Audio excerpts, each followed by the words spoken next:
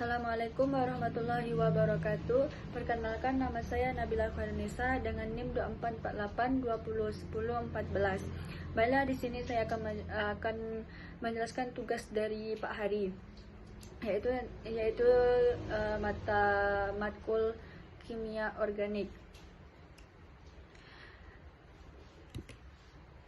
Yang pertama adalah aldehid. Pengertian dan struktur. Aldehid adalah senyawa organik yang mengandung gugus fungsi karboksil CHO yang terletak di ujung rantai karbon.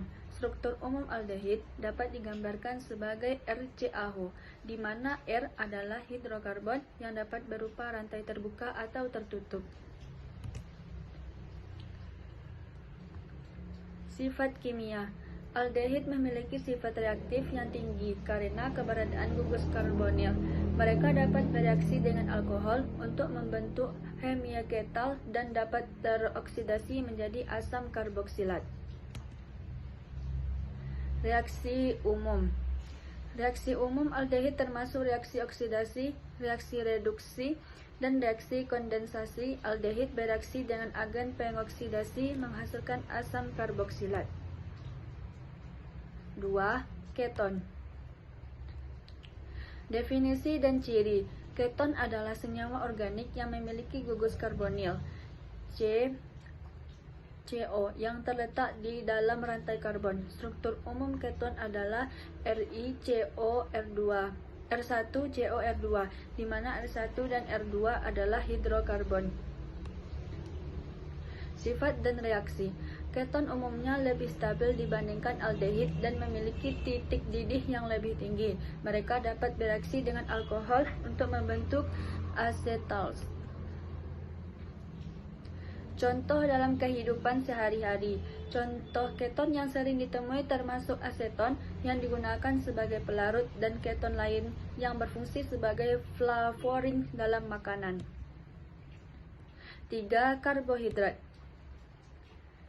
Klasifikasi karbohidrat. Karbohidrat dapat diklasifikasikan menjadi 3 kategori utama. Yang pertama, monosakarida, yang kedua disakarida, dan ketiga polisakarida. Monosakarida adalah gula sederhana seperti glukosa dan fruktosa. Disakarida terdiri dari 2 monosakarida yang terikat bersama. Contohnya sukrosa. Polisakarida adalah rantai panjang dari monosakarida seperti pati dan selulosa. Fungsi biologis.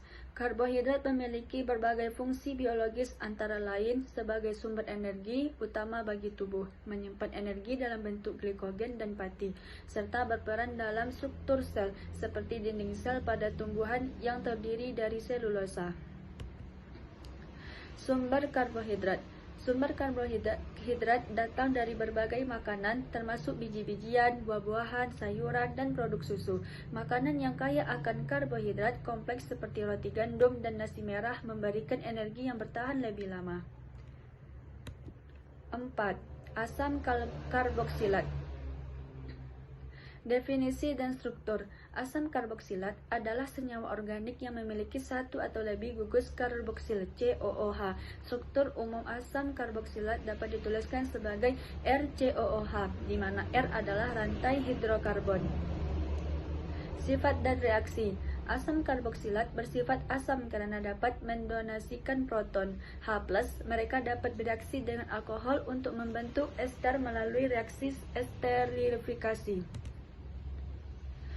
Turunan asam karboksilat. Turunan dari asam karboksilat mencakup ester, amida, dan anhidrat.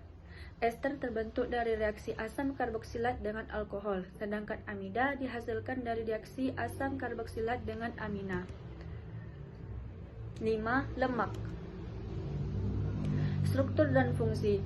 Lemak terdiri dari gliserol dan asam lemak. Mereka berfungsi sebagai sumber energi, penyimpanan energi jangka panjang, serta isolasi termal dan pelindung organ. Tipe-tipe lemak. Lemak dapat dibedakan menjadi lemak jenuh yang padat pada suhu kamar dan lemak tidak jenuh yang cair. Contoh lemak jenuh adalah mentega, sedangkan minyak zaitun mengandung lemak tidak jenuh. Peran dalam metabolisme. Lemak berperan penting dalam metabolisme tubuh. Mereka terlibat dalam penyerapan vitamin larut lemak, produksi hormon, serta menyediakan asam lemak esensial yang dibutuhkan tubuh.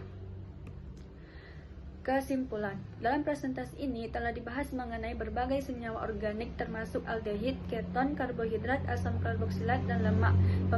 Pemahaman tentang struktur, sifat, dan fungsi masing-masing senyawa ini sangat penting dalam ilmu kimia dan biologi. Baiklah, terima kasih. Hanya ini yang dapat saya sampaikan. Assalamualaikum warahmatullahi wabarakatuh.